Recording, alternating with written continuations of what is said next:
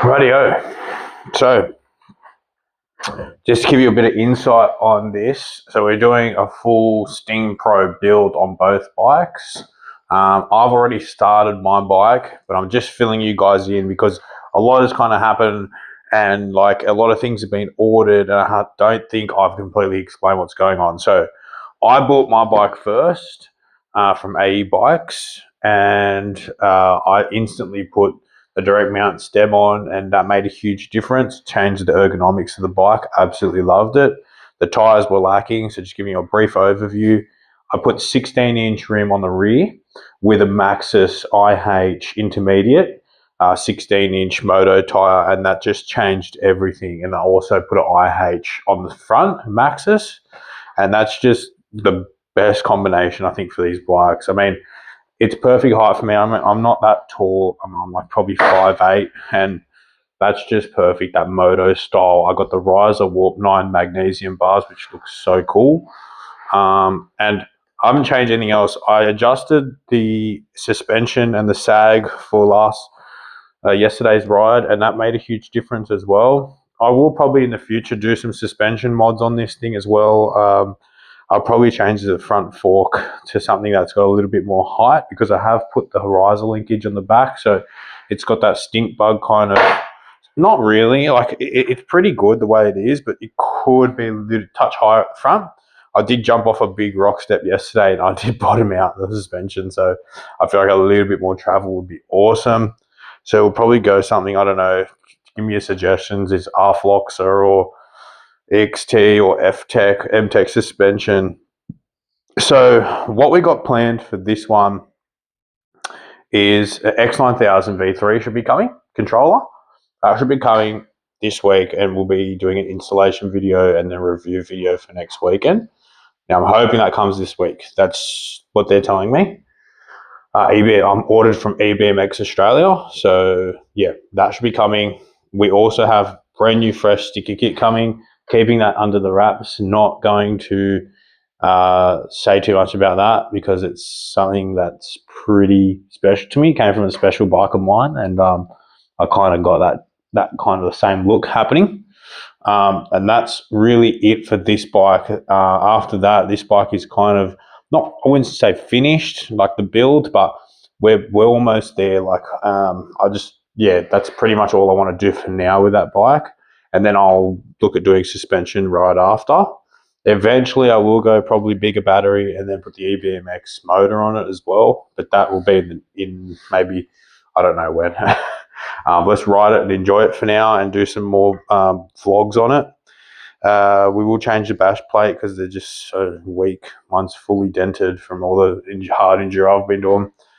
Now, onto this bike. So this bike is completely stock except for the direct mount stem that we did not too long ago. Just make sure my mic's working. So what we're doing is pretty much doing the same thing, except I didn't do all the videos for this one and like the non-O-ring. I didn't do all the videos and the installations for this one, so that's what this one's going to cop. So today, what we're focusing on with this one is we're going to take the front wheel off because we're going to take it in tomorrow to go and get these tires put on and the rear wheel. So the rear wheel's coming off and getting replaced with a 16-inch like mine. So we've got a Kenda here. We're putting a Kenda. So this tire is super cool because it runs intermediate one way, but then soft but then hard the other way. So if you see that, it actually has an arrow saying intermediate that way or hard that way. So if you run it this way, it's intermediate. I don't know how it works, but some kind of new technology, but we're going to run this one. We might need to do a little bit of trimming of the knobs to get the chain to fit, but I would rather dish the wheel personally.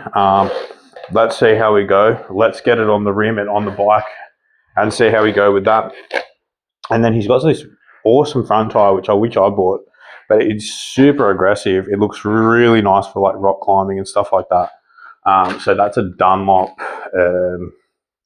what's that say? A Dunlop MX53F Geomax. So pretty crazy compared to mine, the width on that one.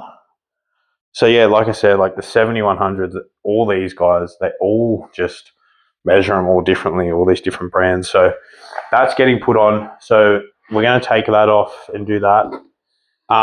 The other thing we're doing to this bike as well is putting the riser linkage like mine on the back, the Warp 9 riser linkage, to give it that clearance again.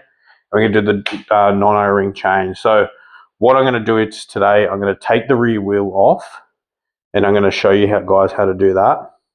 And then we'll cut back and come to tomorrow, me reinstalling all the parts, or probably the next day. And then this bike's pretty much ready to rock like mine. And then we'll do the rear linkage when that arrives from Warp 9. But this one here is also getting a new sticker kit as well.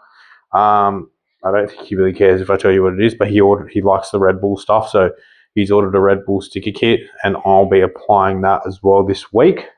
So that's going to be pretty cool and exciting, and that's pretty much like just us personalizing these bikes, making them our own. Because they're awesome bikes. There's so much fun on them. Like I've never ridden something that gives me so much joy, and yeah, it's just going to be so cool. This whole scene's growing.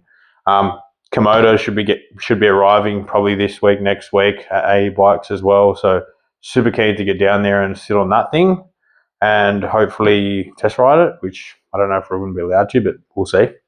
But yeah, that will be like a more hard enduro bike for me. And then keep these things for the flowy singles. But these are super capable. We did so much this weekend. Every time I ride this thing, I get more and more impressed. We're going down some real steep gradients, some real steep stuff, rocky stuff.